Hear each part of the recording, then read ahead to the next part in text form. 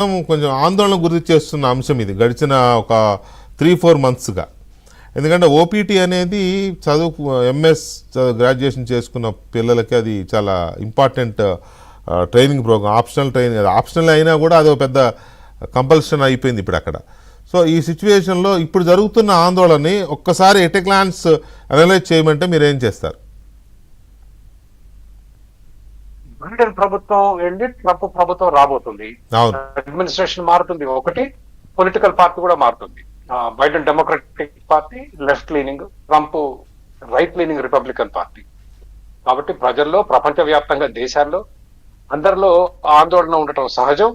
మనకు తెలిసిందే ట్రంప్ భాషా శైలి చాలా సూటిగా, ఎదుటి వాడిని లెక్క చేయకుండా కొంత అహంకారపూరితంగా ఉండటం మనందరికి తెలిసిన విషయం. మొన్న ఈ మధ్య కెనడాని అమెరికాలో కలుపుకుంటా అన్నాడు, గ్రీన్లాండ్ వచ్చి మన దేశంలో జాయిన్ కంట అన్నాడు. అంటే ఇంకే అధ్యక్షుడు అవే మాట్లాడినా కూడా it would be a big crisis. Plus Trump చేసిన క్యాంపెయిన్, ఎన్నికలో గెలవటానికి ముందు అతను చేసిన క్యాంపెయిన్ ఏదైతే ఉందో ప్రపంచవ్యాప్తంగా అన్ని దేశాల్లో ఉంటుంది. భారతదేశంలో మన ఎలక్షన్స్ అయినప్పుడు కూడా మోడీ గారి చాలా ప్రసంగాల్లో కొంత మత విద్వేషాలు, మతాల మధ్య కొంత డిఫరెన్సెస్ అడ్వాంటేజ్ తీసుకోవటం మనం చూసాం.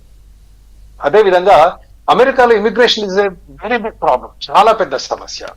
అయితే లీగల్ ఇమిగ్రేషన్ సమస్య కాదు, ఇల్లీగల్ ఇమిగ్రేషన్ చాలా పెద్ద సమస్య. ఆ బోర్డర్ సంవత్సరానికి మిలియన్స్, మల్టీ మిలియన్, అంటే 1 మిలియన్ అంటే 10 లక్షలు, 10 నుంచి 20 లక్షల మంది ఇల్లీగల్ గా బోర్డర్ క్రాస్ చేసి అమెరికాలోకి వస్తారు. మీరు మన లీగల్ ఇమిగ్రేషన్ తీసుకుంటే H1B 65,000 ప్లస్ అడ్వాన్స్ డిగ్రీ 85,000 అండి. లక్ష కూడా లేదు H1B ఉదాహరణకి. F1 మీద అంతకంటే ఎక్కువ ఇంకొంచెం తక్కువే ఉంటాయి అనుకుంటా. వీసాలు ఎక్కిస్తా కానీ భారతదేశం నుంచి ఒక 1/3 of the F1 visas, I have the number somewhere, కొద్దిసేపు ఎంత షేర్ చేసుకుంటారు.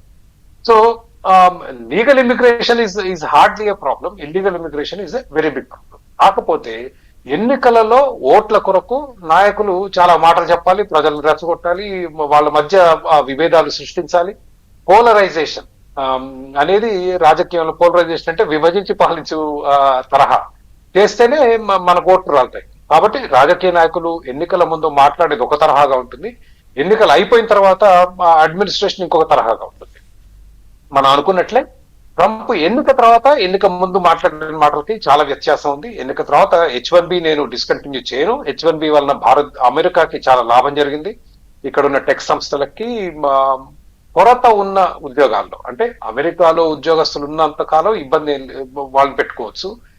లేని పక్షంలో అమెరికాలో ఉన్న అతిపెద్ద సమస్య ఏంటంటే stem, science, technology, engineering, mathematics ఇట్లాంటి వాటిల్లో సరిపడా విద్యార్థులు రావట్లేదు. దాని మూలంగా ఇప్పుడు పెద్ద పెద్ద కంపెనీలు, ఈరోజు మైక్రోసాఫ్ట్ తీసుకోండి, గూగుల్ తీసుకోండి, యాపిల్ తీసుకోండి, అమెజాన్ తీసుకోండి, నేను ఇండియాలో అనట్లేదు, మీరు ఆ కంపెనీలు అమెరికాకి వెళ్తే సగం మంది భారతీయులే కనిపిస్తారు. ఆ కంపెనీలు ఈరోజు అంత పెద్ద కంపెనీలై అంత సక్సెస్ఫుల్ కావడానికి కారణం భారతీయులు.